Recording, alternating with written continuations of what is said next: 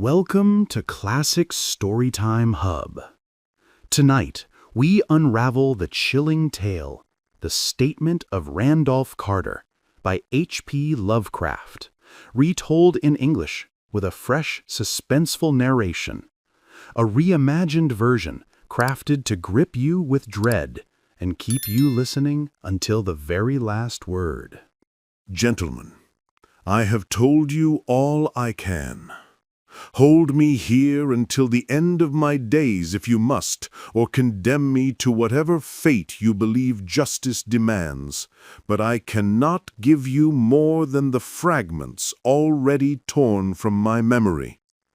Every word I've spoken is true, though shadows blur the edges of what I recall. Those shadows were born of horrors no mind should endure, and they have left me broken. As for Harley Warren, I do not know his fate. Perhaps, if mercy exists, he has found oblivion. For 5 years he was my closest companion, and together we walked dangerous paths into forbidden knowledge. Yes, I will admit we were seen that night, carrying lanterns, spades, and a coil of wire toward the swamp. Those objects played their part in the nightmare that followed, a nightmare etched forever into my soul. But beyond that, I know nothing. Why I was discovered alone at dawn, dazed and trembling at the swamp's edge, I cannot explain. Whether vision or nightmare, I pray it was only that, for the alternative is too dreadful to imagine.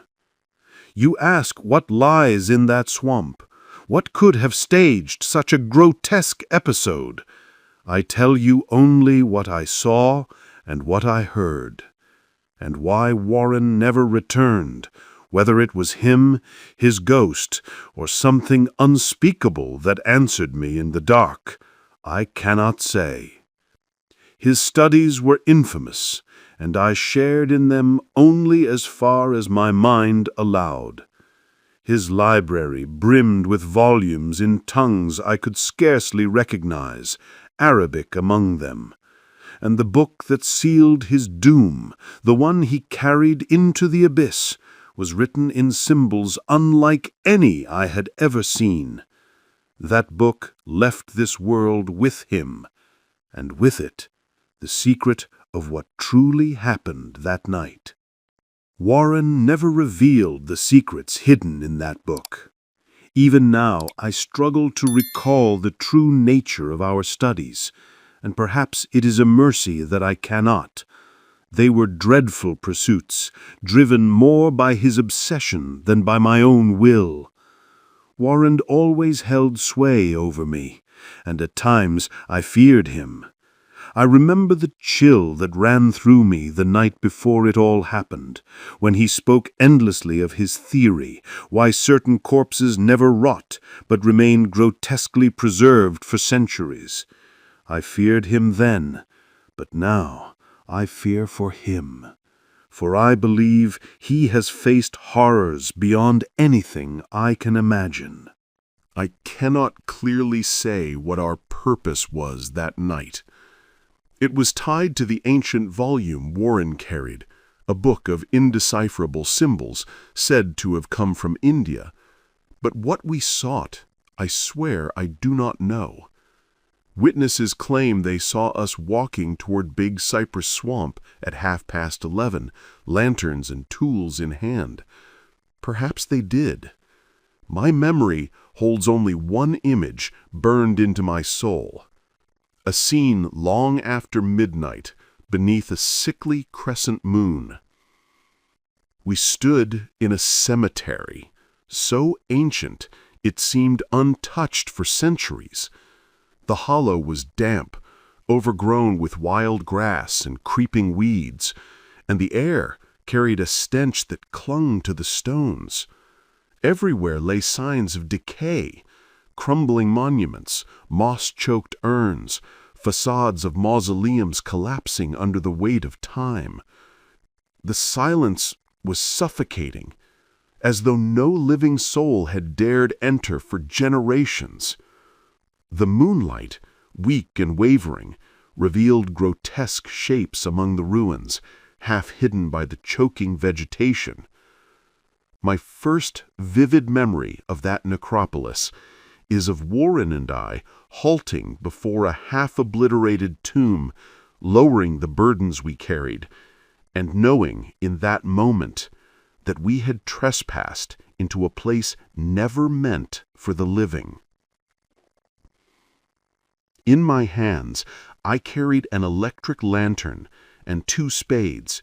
Warren bore the same, along with a strange telephone device. We spoke no words. The place and its grim purpose seemed already understood between us. Without hesitation, we set to work, tearing away the choking weeds and earth from the ancient tomb. 3 massive slabs of granite emerged from the soil, their surfaces cold and unyielding. We stepped back, surveying the scene of decay, while Warren's eyes flickered with calculation. He returned to the sepulchre, wedging his spade beneath one slab. The stone resisted, groaning against his effort, until he motioned for me to join him. Together, straining in silence, we pried it loose and tipped it aside. What lay beneath was no resting place for the dead. It was a black mouth opening into the earth. From it surged a foul breath, a stench so vile we staggered back in horror. Yet curiosity drew us forward once more.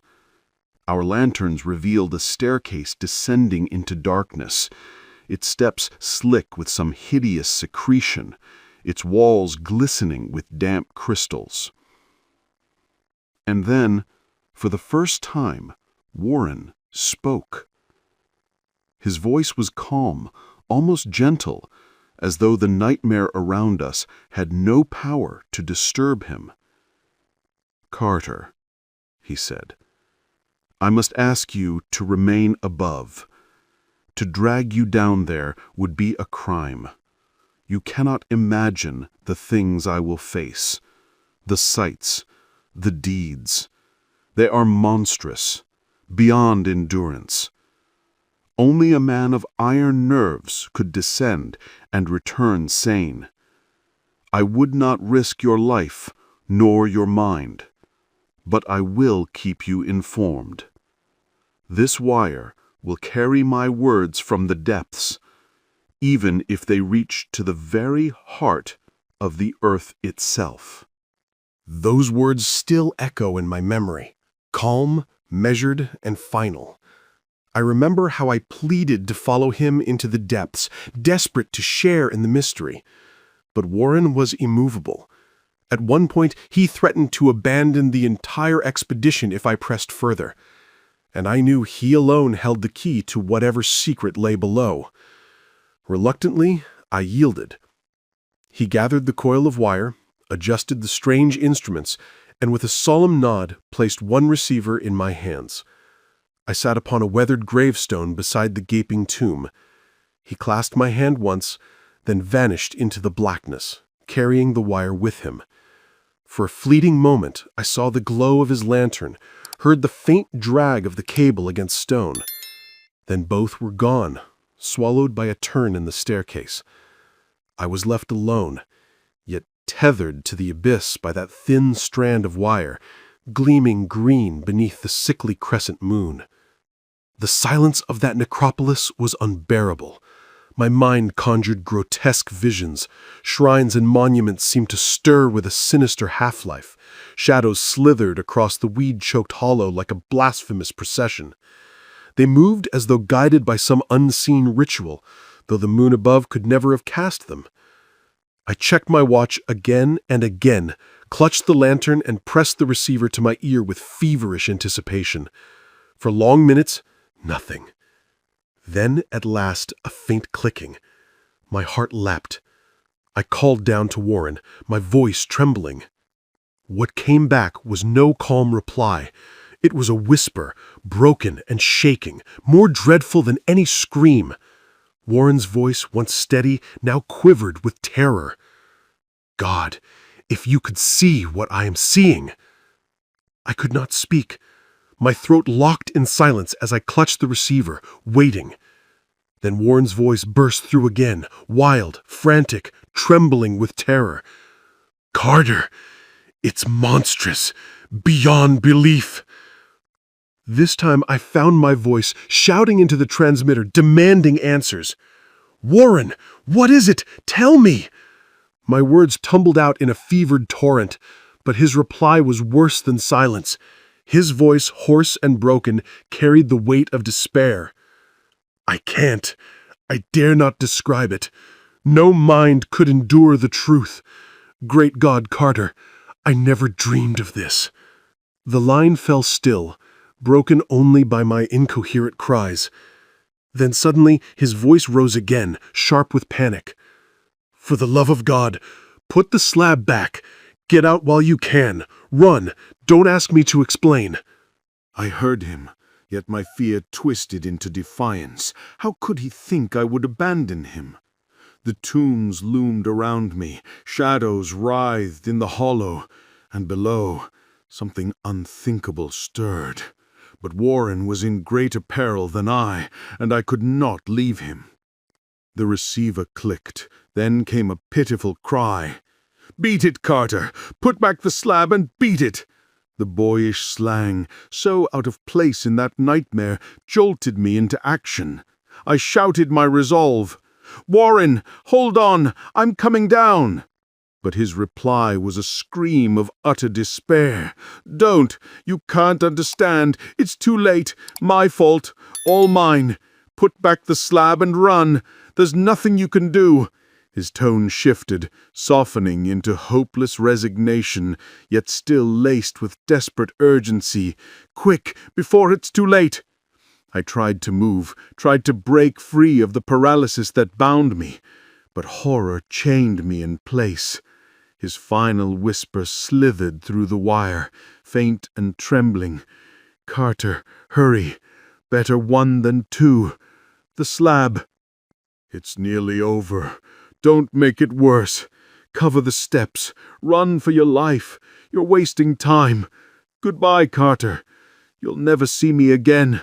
Warren's whisper rose, swelling into a cry, then into a shriek that carried the weight of centuries of terror. "Curse these things, these legions! My God, run, run!" And then silence. I sat frozen, lost in a timeless void, clutching the receiver as if it were my only tether to sanity. I whispered, muttered, screamed his name into the wire. "Warren! Warren! Answer me!" My voice echoed into the abyss, unanswered, until at last a faint clicking stirred the line. I leaned in, desperate, trembling. "Warren, are you there?" I called. What came back was not Warren. It was something else, something that shattered my mind in an instant. I cannot describe it fully. Its tone was hollow, gelatinous, unearthly, unhuman. A voice without body, without mercy. A voice that should never have spoken to mortal ears. It rose from the depths of that accursed tomb, while shadows writhed beneath the dying moon. And it spoke the words that ended me. "You fool. Warren is dead." And thus the story ended. If you liked this journey into the worlds of classic literature, do not forget to support us by subscribing so we can tell you more. And hey, if there's a classic tale you'd love to hear told in this suspenseful style, drop its name in the comments below. Your suggestion might be our next chilling adventure.